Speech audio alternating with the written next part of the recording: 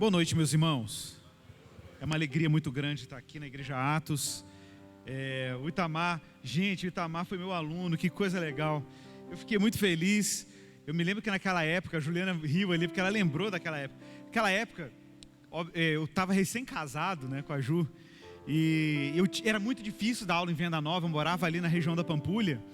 E eu ia no 64, eu chamava o 64 de bonde do Apocalipse.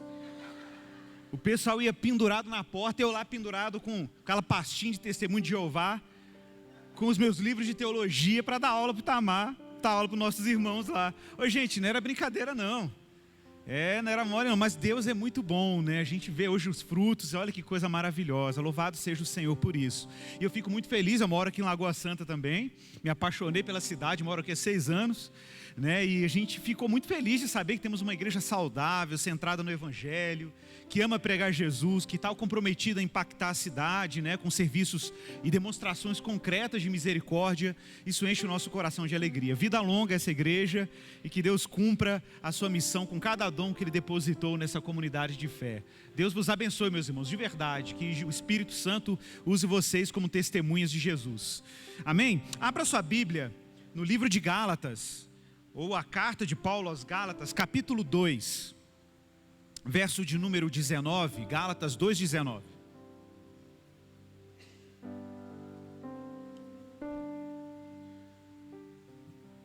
Nós vamos ler apenas 2 versos, o verso 19 e o verso 20.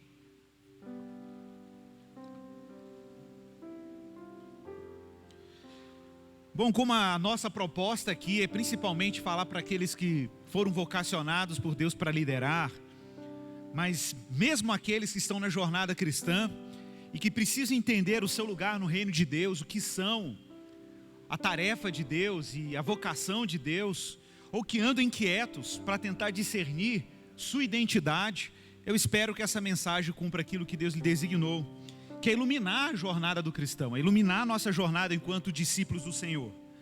Gálatas 2,19 diz assim, até o verso 19 e 20: porque eu, mediante a própria lei, morri para a lei, a fim de viver para Deus. Eu estou crucificado com Cristo, logo, já não sou eu quem vive, mas Cristo vive em mim. E esse viver que agora eu tenho na carne, eu vivo pela fé no Filho de Deus que me amou e se entregou por mim. Que o Senhor Jesus nos ajude a não atrapalhar a palavra dEle. Que Ele nos dê graça e espírito para administrar a sua santa palavra, lhe dando o propósito e a dignidade, a santidade que lhe compete. Que o Senhor nos inspire com graça, em nome de Jesus. Amém. Irmãos, o apóstolo Paulo, você sabe a história dele? Paulo, diferente de outros apóstolos, que foram chamados em uma situação muito simples. Você pega o apóstolo Pedro, um homem que era pescador, um homem que para a população judaica e os fariseus era nitidamente alguém que não era letrado. E a gente sabe, muitos dos outros discípulos eram homens comuns, homens ordinários.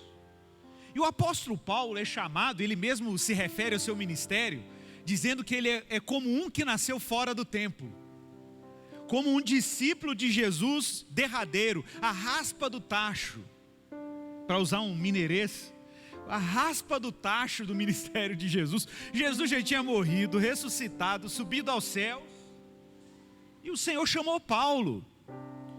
E Paulo, de fato, diferente dos outros apóstolos, possuía um pedigree, um currículo invejável. Paulo era um jovem que estudou aos pés do famoso Rabino Gamaliel, um dos maiores mestres do antigo sinédrio judaico, um homem versadíssimo. E eu não sei se você sabe como que era estudar aos pés de Gamaliel. Não bastava você ser um homem rico, ou o pai ter um pai rico que pagasse para você a melhor faculdade. Você estudar aos pés de Gamaliel, você tinha que se destacar entre todos os jovens judeus da sua geração. Naquela época, na época de Israel antigo, não sei se você sabe, Israel tinha as chamadas sinagogas. As sinagogas eram casas de oração, mas eram academias, eram escolas. E era muito comum que anexos a essas casas de estudos, você tinha ali a casa do livro, que era onde os pais colocavam seus filhos para serem alfabetizados com a Bíblia hebraica. E era muito comum uma criança chegar aos 12, 13 anos de idade tendo o Pentateuco todo memorizado. Os 5 primeiros livros da Bíblia memorizados. E não importava a classe social, não importava a origem, era a educação básica de toda criança judia na época de Jesus. Jesus, bem provável, passou por essa formação. A diferença era que se você se destacasse entre os da sua idade, você tinha 2 destinos. Se você não se destacasse no estudo da lei, na interpretação da lei, você ia adquirir o ofício do seu pai. Você ia ser marceneiro, ia ser serralheiro, você ia ser ferreiro, né? Você ia mexer com construção civil, ou você ia mexer com calçados. Mas se você se destacasse nas letras e na interpretação das Sagradas Escrituras, você era dirigido a um outro nível de formação, que era chamada a escola da interpretação. E você ia ser educado pelos melhores mestres de Israel. E se por acaso você continuasse se destacando e superando seus mestres, você ia parar no ápice. Era a maior academia de interpretação da lei, que era o Sinédrio. E lá no Sinédrio você ia estudar com os 70 melhores mestres de Israel. E o chefe do Sinédrio, o principal mentor dessa academia, era simplesmente um homem chamado Gamaliel, que Paulo estudou aos seus pés. E de repente Paulo, que tinha um pedigree super respeitado entre os seus, uma carreira brilhante, tudo planejado, tudo deu certo, um homem considerado de sucesso para os seus contemporâneos, para aqueles que conviviam ao redor dele. E Paulo, na sua ambição de chegar ao ápice da sua carreira acadêmica, estudantil, religiosa, planejou algo que falou assim: agora eu vou entrar para a história, agora eu vou colocar a cereja no bolo da minha carreira. Qual era o seu plano? Só isso: matar os cristãos.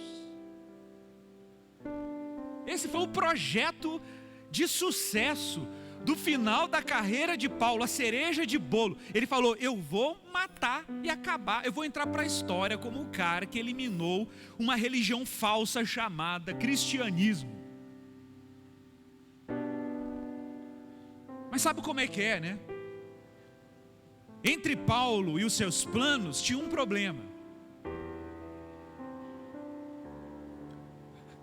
Entre Paulo e as suas pretensões, seus projetos de felicidade, seus projetos de autorrealização, seus projetos de coroamento religioso, de ser reconhecido e aplaudido, tinha um problema. Tinha alguém que tinha planos completamente alternativos para Paulo. Tinha alguém que tinha planos misteriosos, planos insondáveis, planos inimagináveis. Tinha alguém preparando um plano para implodir com os planos de Paulo.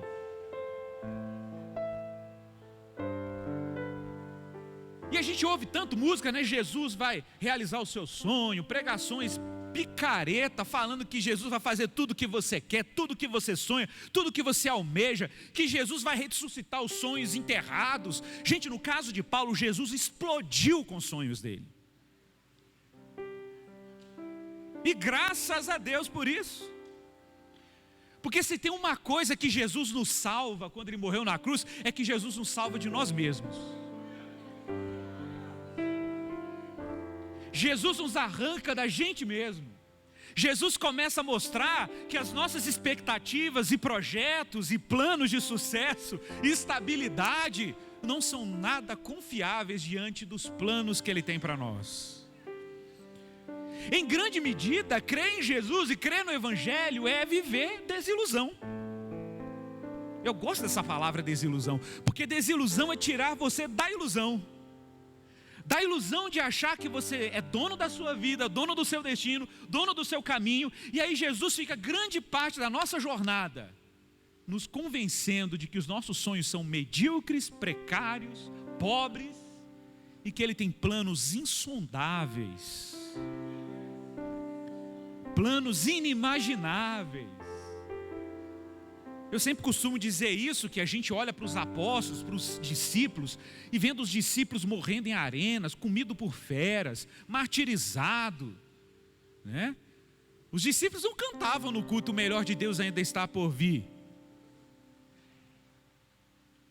Eles sabiam que o melhor de Deus já tinha vindo, se fez carne, habitou entre nós, foi para a cruz, ressuscitou.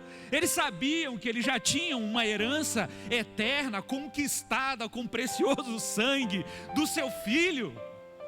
Ele sabia, os discípulos sabiam. Então o que movia o coração dos discípulos era uma ambição santa, era uma ambição superior. Os discípulos não morreram porque eles eram medíocres. Os discípulos morreram porque eles tinham uma cobiça, uma ambição certa. Não era uma ambição medíocre que a teologia da prosperidade prega. Como eu digo, o maior problema da teologia da prosperidade é que o que ela ensina é pouco demais. É precário demais. Casa na praia, carrão da moda, uma roupa da moda, sucesso, dinheiro na conta. Isso é mediocridade, isso é pobreza. É a pobreza do jovem rico. Eu não quero a pobreza do jovem rico, eu quero a riqueza de Zaqueu, que vendeu tudo que tinha, porque viu em Jesus um bem intransponível, um valor inescrutável. Ele viu o valor da eternidade, da vida ressurreta, da vida incorruptível. Gente, o que Deus tem para nós é um negócio tão enorme, que Deus vai ter que te imortalizar, para você desfrutar de todos os benefícios da sua graça pela eternidade, para você ter tempo para viver isso. Porque eu, mediante a própria lei. O que é a lei? A lei é esse sistema religioso, é esse sistema baseado na meritocracia, no desempenho, no planejamento. É esse sistema em que eu tenho controle sobre as coisas, em que eu acho que os meus planos, que as minhas regras, que a minha religião vai dar conta de criar e sustentar aquilo que eu tenho que ser. E quem vive na lei, quem vive na confiança em si mesmo, vive numa lógica, num jogo de ansiedade, de controle de si mesmo, que intoxica a alma, adoece a alma. Acorda de manhã ansioso para provar para o outro que ele é bom, que ele é bacana, que ele é santo, que ele é de sucesso. Você acorda deprimida, você tem que postar aquela foto do casamento que você foi, que você estava bonita em 1987. Para as irmãs ficarem comentando embaixo: lindona, maravilhosa, diva. E é a sua terapia, é a sua dose de endorfina. É a droga estética do Instagram, para você dar conta de viver. Morre para a lei, meu irmão, morre para a lei, minha irmã. Morre para o desempenho pessoal, morre para o exibicionismo, morre, canse de ficar provando para os outros, esperando a aprovação alheia. Porque eu, mediante a própria lei, morri para a lei, porque não tem outro jeito, tem que morrer para a lei, tem que perder o controle. Entre Paulo e seus sonhos tinha um problema. Jesus de Nazaré, no caminho de Damasco, assaltou Paulo. Perdeu o playboy. Jesus assaltou Paulo e encerrou toda a tentativa de Paulo de criar uma vida baseada nos seus anseios, que eram medíocres. Para a sociedade tem muitos projetos de sucesso que parecem lindos. Como uma vez eu falava numa conferência de missões, que tem muita gente que acha que missionário, que larga tudo, larga conforto, larga a vida ocidental. Eu já vi isso inúmeras vezes.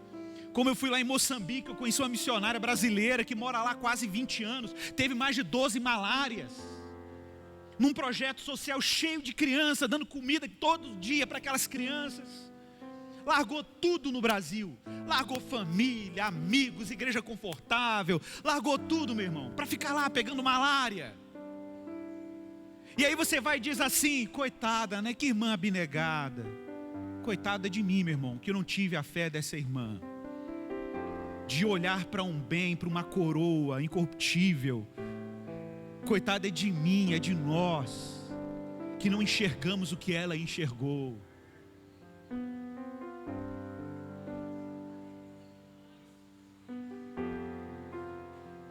Tem que morrer para a lei, para viver para Deus. E Paulo é categórico: eu estou crucificado com Cristo.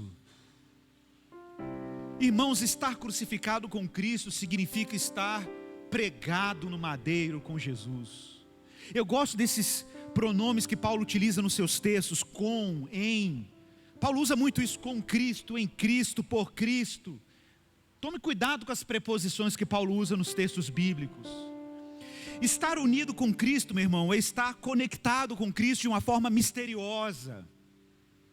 Martinho Lutero escreveu uma obra em 1527 chamada A Liberdade do Cristão, em que ele descreve que a união do cristão com Cristo é como a união de um rei nobre, um príncipe nobre, que andando com seu cavalo pelas ruas de uma cidade, viu uma prostituta com vestes em trapos. Ele para o seu cavalo e pergunta para ela: tudo bem? E ela, com vergonha de olhar para um príncipe honrado, imagina, ela dizendo: poxa, quem que é um príncipe? Será que ele vai querer ser meu cliente? Quais as minhas condições? E o príncipe fala para ela: eu quero te fazer uma proposta. E ela, envergonhada, não conseguia nem olhar nos olhos do príncipe. E aí o príncipe diz: eu quero te propor que você se case comigo. E ela: hã? Como é que é, Senhor? Eu quero te propor que você case comigo. E quando você casar comigo, eu vou te dar roupas novas, uma nova dignidade, o nome que você nunca teve eu vou te dar, a honra que você nunca teve eu vou te dar, o conforto que você nunca teve eu vou te dar. Você vai ter toda a honra de uma princesa, porque eu sou um príncipe. E você não vai ter do que se gloriar, porque toda a sua honra, todo o cuidado, toda a dignidade que você tiver é a minha dignidade, mas eu vou te dar a sua dignidade. E com o que você vai entrar nesse casamento? Você vai entrar com toda a sua vergonha nesse casamento, mas eu vou te dar também toda a minha honra nesse casamento, toda a minha justiça, toda a minha dignidade. Quando nós nos unimos com Jesus, com Cristo, estou crucificado com Cristo. Quando nos unimos com Ele, atribuímos a Ele tudo que roubava a nossa dignidade, tudo que nos envergonhava, tudo que nos pesava, tudo que nos condenava, tudo é atribuído ao Cristo na cruz. Mas é uma santa troca, é um santo casamento. E Ele também nos dá alguma coisa em troca. Ele nos dá a graça dEle, a pureza dEle, a justiça dEle, a dignidade dEle, o perdão dEle.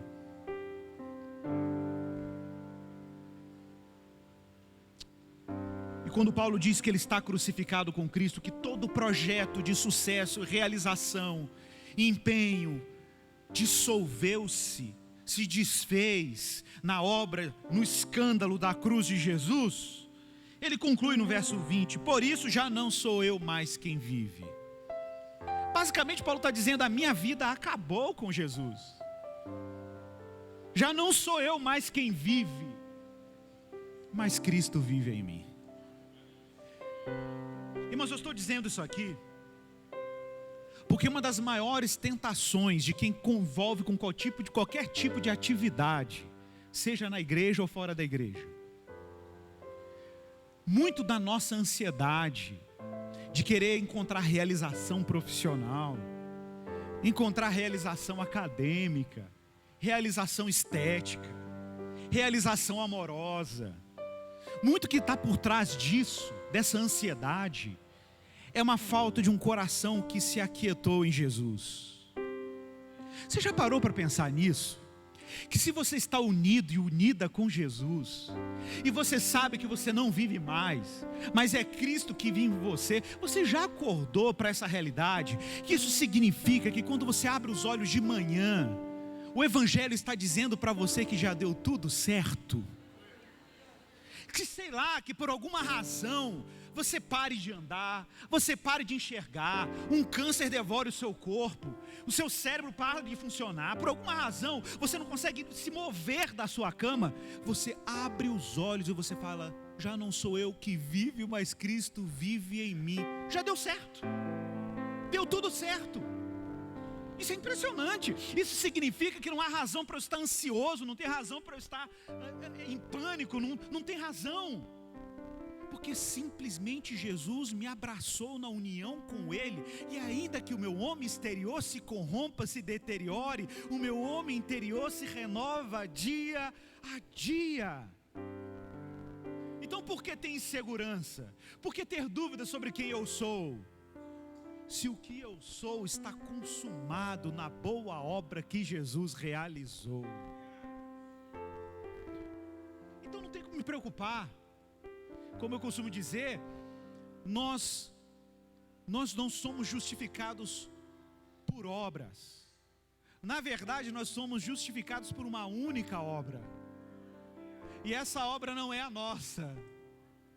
Se você, meu irmão, minha irmã, está tentando chamar a atenção de Deus pelo que você faz, já está na hora de desistir. Porque só existe uma obra pela qual Deus teve a sua atenção chamada. Foi a obra do Filho de Deus na cruz, e nós não vamos fazer uma obra como aquela.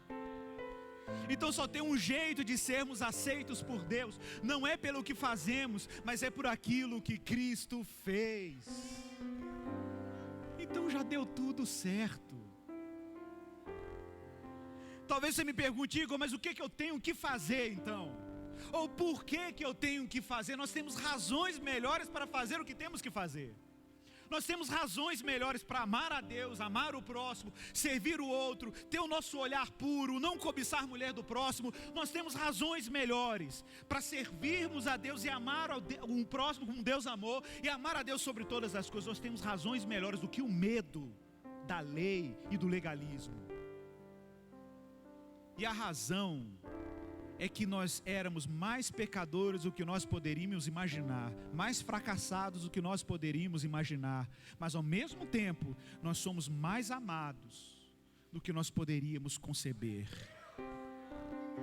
Nós temos razões suficientes para obedecer. E a razão para obedecer não é o pagamento de uma dívida, porque sabemos quem cancelou a dívida contra nós na cruz do Calvário. Nós não temos qualquer dívida a pagar. Mas então qual é a razão para amar a Deus? A razão para amar é o que Jesus falou: quem muito é perdoado, muito ama. Quem muito é perdoado, muito serve. Aquele que me ama guarda os meus mandamentos. Nós temos uma razão melhor para obedecer, e a razão é que Deus nos sequestrou com o amor dele. Esse é o amor que lança fora o medo. Já não sou eu quem vive, mas é Cristo que vive em mim. E se Cristo assumiu a minha história, se Cristo assumiu a minha biografia, se Cristo tomou conta da minha existência, eu não devo nada a ninguém, porque quem intentará acusação contra os eleitos de Deus, é Deus quem o justifica. É Deus quem o justifica. E esse viver que eu agora tenho na carne, eu tenho um jeito diferente de vivê-lo. Eu não vivo mais segundo a lei, segundo a dívida, segundo o medo. Eu vivo pela fé no Filho de Deus que me amou. Que me amou e se entregou por mim. Nós temos razões melhores, meus irmãos. Razões melhores para servir, razões melhores para trabalhar, razões melhores para fazer missão, para pastorear, razões melhores para doar, razões melhores. Nós temos razões melhores, muito melhor do que o medo, muito melhor do que a insegurança, muito melhor do que a dúvida sobre a sua identidade. Irmãos, se tem uma coisa que a nossa cultura contemporânea, que o nosso mundo de hoje está em crise, é a identidade. As pessoas acham que elas são o que elas fazem. As pessoas acham que elas são o que elas têm. As pessoas acham que elas são o que elas sentem. As pessoas acham que elas são o que elas desejam sexualmente. As pessoas acham que elas são o que as pessoas dizem que elas são.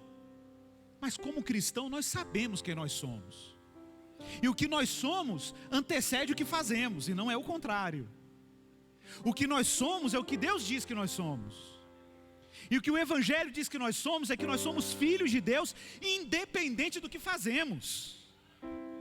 E é justamente porque nós somos filhos de Deus que nós temos razão para fazer o que temos que fazer. Então muita gente fala assim: Igor, se alguém me procura, ô Igor, você é pastor? Eu falava isso esses dias lá na live do Iago. Eu falava para ele assim: pastor, me responde aqui, me diz aqui, você é pastor?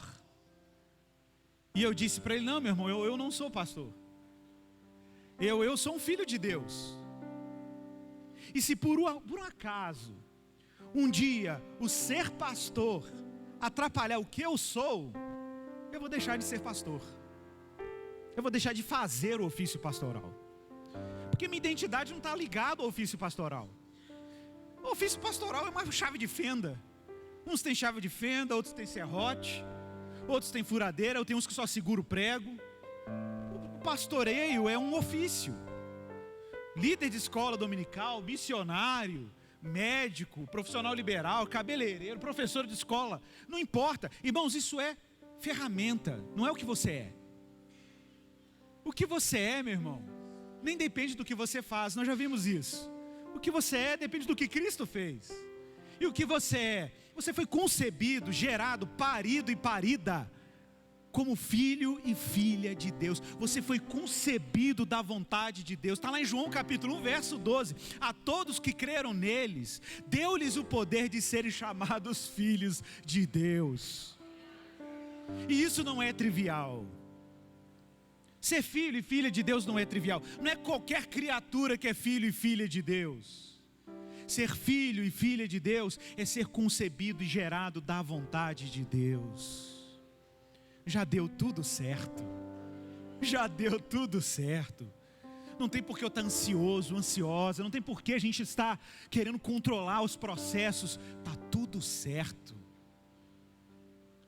Então, se Deus te chamou para servir, meu irmão, se Deus te chamou para liderar, se Deus te chamou para servir as mesas, se Deus te chamou para se compadecer, não fique na expectativa do reconhecimento, dos aplausos. Irmãos, a coisa mais linda e mais libertadora que tem é quando a gente descobre que se a gente está bem no tribunal de Deus, a gente não tem que se preocupar com nenhum outro tribunal. O tribunal que você tinha que temer era o tribunal de Cristo. E o tribunal de Cristo a coisa está resolvida, porque ele só tem um decreto sobre você. Ele só tem um veredito sobre você: justificado. E se no tribunal de Cristo a coisa está resolvida, no tribunal dos homens podem dizer o que quiser. Se disserem para você os maiores insultos, você vai olhar para a palavra e vai dizer: engraçado, a palavra diz coisas muito piores ao meu respeito. Diz que eu estava separado de Deus, eu era filho da ira por natureza. E se eles disserem elogios incríveis a seu respeito, a palavra de Deus vai dizer coisas ainda maiores. Ela vai dizer que você é filho de Deus, co-herdeiro com Cristo, que você vai ressuscitar com corpo incorruptível pela eternidade. Então, como um cristão lida com a crítica, com o elogio? Um cristão que tem a sua identidade forjada no dom da adoção. Quando você tem a sua identidade forjada no dom da adoção, a crítica, você olha para ela e fala: ok, não há nada que a palavra de Deus não tenha dito ao meu respeito que não seja pior na minha vida sem Cristo. E quando a pessoa diz para você elogio, você vai dizer: ok, mas a Bíblia diz coisas maiores, ok, muito obrigado. Porque um coração justificado e descansado nos méritos de Jesus é um coração que relaxou, meu irmão. É um coração que descansou. Você sabe que você não tem que provar mais nada para ninguém. Está tudo certo. Está tudo certo. E aí você não fica naquela ansiedade. Eu me lembro que eu trabalhei 6 anos aqui nas periferias de Belo Horizonte como educador. E gente que trabalha com projeto social e trabalhou com projeto social sabe disso. Você entra na sala de aula ou na escola Irmão, você for lá como um cristão, você sabe que você não vai receber o reconhecimento de aluno. Às vezes um aluno vai te mandar uma mensagem daqui a 10 anos, como já aconteceu comigo algumas vezes. Depois de 10 anos, um aluno lembra de você, fala: professor, que bacana aquelas aulas suas. Mas irmão, muitos dos nossos trabalhos aqui são trabalhos que você encara o dia a dia duro, você vai fazer o seu trabalho, voltar para casa, uma vida comum. Ninguém vai reconhecer, ninguém vai aplaudir, ninguém vai te elogiar. Mas está tudo certo. Está tudo certo, porque você sabe quem você é em Jesus, está tudo certo. Você simplesmente vai continuar amando, continuar servindo, continuar sendo leal, diligente, dedicado. Porque a sua expectativa sobre o que o trabalho pode te dar está no lugar certo. Você sabe que o trabalho não tem esse papel. Você não é salvo por obras. Você morreu para a lei. Você sabe quem é que vive em você. Você sabe que a vida que você agora tem em Cristo Jesus, você vive pela fé. Deu tudo certo. Porque entre você e Deus existe o decreto de Jesus na cruz dizendo: está consumado. Você descansou. Você descansou, você descansou. Você sabe que o seu trabalho não está lá carregado de ansiedade para você encontrar segurança, porque a sua segurança não está nem no que você faz, está naquilo que Ele fez, naquilo que Ele é. Está tudo certo. Está tudo certo. Então, meu irmão, quero encerrar essa mensagem dizendo para você que os dons que você recebeu, os carismas que você recebeu, as dádivas que você recebeu, as competências que você recebeu, eles estão aí para uma finalidade, e a finalidade é a glória de Deus. Deus não desperdiçou nada da história de Paulo, essa é a ironia. Deus não desperdiçou nada, seus talentos, seus 3, 4 idiomas que ele dominava, Deus não desperdiçou nada disso. Deus simplesmente falou: é tudo meu. E é tudo para a minha glória. Quanto à sua ansiedade de querer conquistar alguma coisa e ser aceito, eu tenho planos maiores que você não pode imaginar. E agora você vai aprender, Paulo, o quanto importa sofrer pelo meu nome. Vai lá, prega o evangelho, sofre pelo meu nome. Do outro lado tem lá um galardão para você. Enquanto isso, descanse nos meus méritos. Em outros textos, Paulo vai dizer: olha, tudo aquilo que eu considerava ganho, eu considerei perda. Na versão original do grego, eu considerei esterco, por causa do conhecimento de Cristo. Você entendeu? O jovem rico e Zaqueu é a mesma história. O jovem rico, Jesus chega para ele e fala: vende tudo que tem e me segue, dá para os pobres e me segue. Muita gente olharia para aquilo e falaria assim: nossa, seguir Jesus é difícil demais. Seguir Jesus é muito difícil. Como assim? Como Jesus pede isso? Os discípulos disseram: Senhor, é impossível então herdar o reino de Deus. E como diz o Francis Schaeffer, né, ele fala assim: não, ser cristão não é difícil, é impossível. É um pouco mais complicado, meu irmão, ser cristão. Não é difícil, é impossível. Aí você fala: ué, como assim? Você está... É a mesma pergunta dos discípulos: Senhor, Jesus, quem que pode entrar no reino de Deus? É impossível que alguém seja salvo. E aí Jesus diz: sim, é impossível. Para os homens é impossível. E aí Jesus responde: mas para Deus... Irmão, ser cristão não é uma questão de dificuldade. Porque se fosse uma questão de dificuldade, era só uma questão de esforço, concorda? Era só uma questão de esforço. É difícil? Vamos treinar para ser cristão. E aí os melhores vão ser cristão. Mas ser cristão, ser discípulo de Jesus, não é uma questão de possibilidade e esforço. É uma questão de milagre. Deus precisa te fazer cristão. Não é uma conquista, é um milagre. Quem te fez cristão hoje? Foi Jesus quem te fez cristão. Quem te fez orar hoje? Jesus te fez orar hoje. Quem te fez pregar o evangelho hoje? Jesus te fez pregar o evangelho hoje. Quem te fez perseverar mais um dia, apesar da sua fraqueza? Foi Jesus que te fez perseverar mais um dia. E adivinha para quem serão os aplausos quando você entrar nos portais da eternidade? Não serão para você, serão para Jesus. Os aplausos serão para Jesus.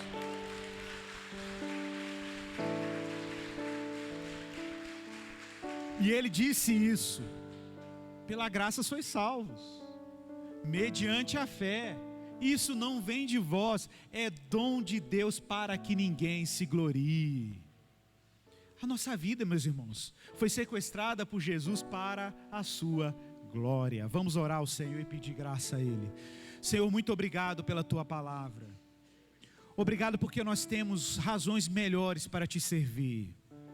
Razões melhores para anunciar o Evangelho, razões melhores para servir o corpo, para fazer a missão, razões melhores para trabalhar amanhã de manhã, encararmos a nossa rotina, razões melhores para sermos pais, para sermos mães, razões melhores para educar os nossos filhos, razões melhores para perseverar e aguentar a tribulação, porque acordamos de manhã, olhamos para o nascer do sol e dizemos: deu tudo certo, porque a obra de Jesus foi consumada, e eu fui feito filho e filha de Deus. Já não sou eu quem vive, mas Cristo vive em mim, e esse viver que agora eu tenho na carne, eu vivo pela fé no Filho de Deus. Muito obrigado, Jesus. É a nossa oração, em nome de Cristo. Amém. Deus vos abençoe. Muito obrigado, pastor Itamar. Muito obrigado a essa igreja, foi um prazer enorme.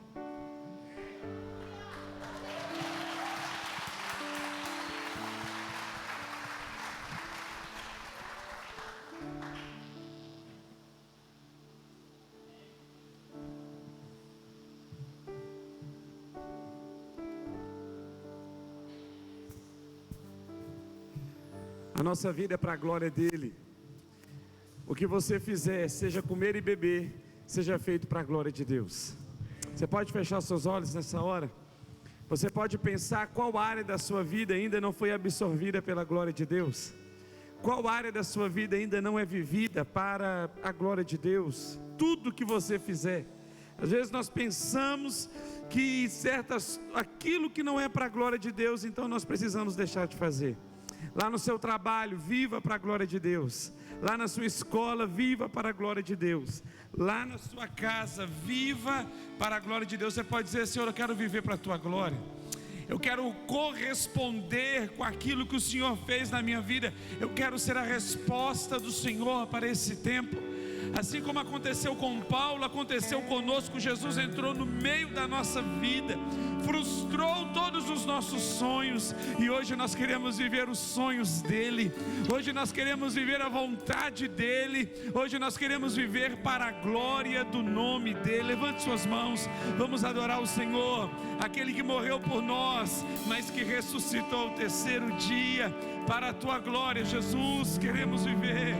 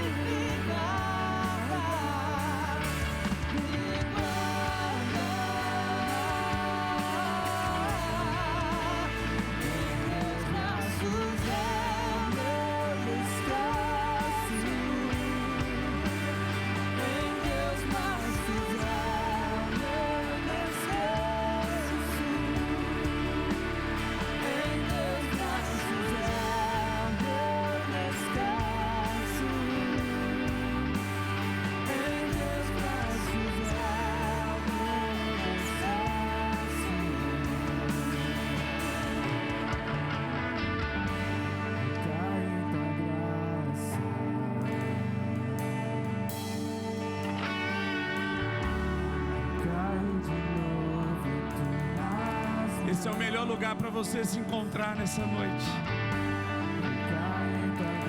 Ele te toma nos braços. Não temas, pois filho meu, sou contigo.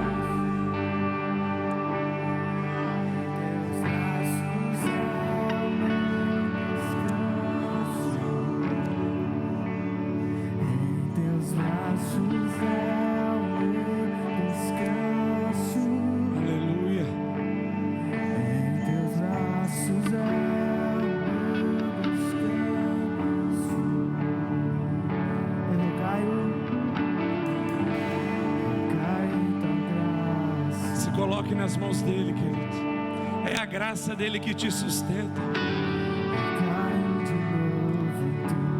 É o favor imerecido que te coloca de pé.